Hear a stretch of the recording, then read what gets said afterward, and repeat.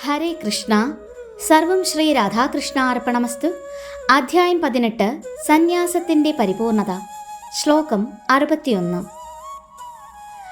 ഈശ്വര സർവഭൂതാനാം ഹൃദ്യേശേർജുന തിഷ്ഠതി ഭ്രാമയൻ സർവഭൂതാനി യന്ത്രാരൂഢാനി മായയാ. വിവർത്തനം.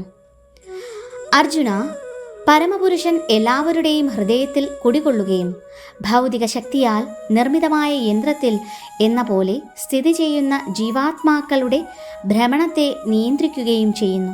ഭാവാർത്ഥം. അർജുനൻ പരമജ്ഞാനിയല്ല. താൻ യുദ്ധം ചെയ്യണമോ വേണ്ടയോ എന്നത് അയാളുടെ പരിമിത ബുദ്ധിക്ക് പരിഹരിക്കാവുന്ന പ്രശ്നമല്ല. ഒരു വ്യക്തിക്കുള്ള കഴിവ് എത്രയോ ചുരുങ്ങിയതാണെന്ന് ഭഗവാൻ ഉപദേശിച്ചു കഴിഞ്ഞു. പരമപുരുഷനായ കൃഷ്ണൻ പരമാത്മരൂപേണ ജീവനെ നയിച്ചുകൊണ്ട് ഹൃദയത്തിൽ വാഴുന്നുണ്ട്. ശരീരം മാറുമ്പോൾ ജീവൻ പൂർവജന്മ കർമ്മങ്ങൾ മറന്നുപോകും. എന്നാൽ ഭൂതഭാവി വർത്തമാനങ്ങളെ അറിയുന്ന പരമാത്മാവ് തൻ്റെ സർവകർമ്മങ്ങൾക്കും സാക്ഷിയായി നിലകൊള്ളുന്നു. അതുകൊണ്ട് സകല ജീവാത്മാക്കളുടെയും കർമ്മങ്ങളെ നിയന്ത്രിക്കുന്നത് പരമാത്മാവ് തന്നെ.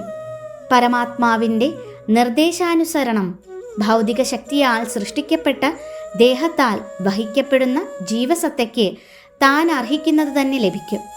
ജീവൻ ഏതുതരം ശരീരത്തിൽ ഉൾപ്പുകയോ അതിൻ്റെ നിലയ്ക്ക് അനുസൃതമായ വിധം പ്രവർത്തിക്കാൻ അവൻ നിർബന്ധിതനാണ്. ഉഗ്ര വേഗതയുള്ള ഒരു കാറിൽ സഞ്ചരിക്കുന്നവൻ വേഗത കുറഞ്ഞ ഒന്നിൽ സഞ്ചരിക്കുന്നവനേക്കാൾ വേഗത്തിൽ പോകുന്നു. കാർ ഓടിക്കുന്ന വ്യക്തികൾ ഏതു തരക്കാരെന്നത് പ്രശ്നമല്ല. ഇക്കാര്യത്തിൽ ഓരോ ജീവസത്തയ്ക്കും അതിന് മാത്രം അനുയോജ്യമായ ഒരു ശരീരമാണ് പരമാത്മാവിൻ്റെ പ്രേരണ മൂലം പ്രകൃതി നൽകുന്നത്. ആ ജീവൻ്റെ ജന്മാന്തര തൃഷ്ണകൾക്കനുസരിച്ച് പ്രവർത്തിക്കാനുള്ള സാഹചര്യങ്ങൾ ഉണ്ടാക്കുകയാണതിൻ്റെ ഉദ്ദേശ്യം. ജീവാത്മാവ് സ്വതന്ത്രനല്ല, താൻ ഭഗവാന് വിധേയനല്ല എന്ന് ആരും കരുതി പോകരുത്. ഓരോ വ്യക്തിക്കും ഭഗവാനാണ് ആശ്രയം. കർത്തവ്യം സ്വയം കൃഷ്ണന് സമർപ്പിക്കലും. ഇത് അടുത്ത ശ്ലോകത്തിൽ വ്യക്തമാക്കുന്നു. ഹരേ കൃഷ്ണ. സർവം ശ്രീ രാധാകൃഷ്ണാർപ്പണമസ്തു.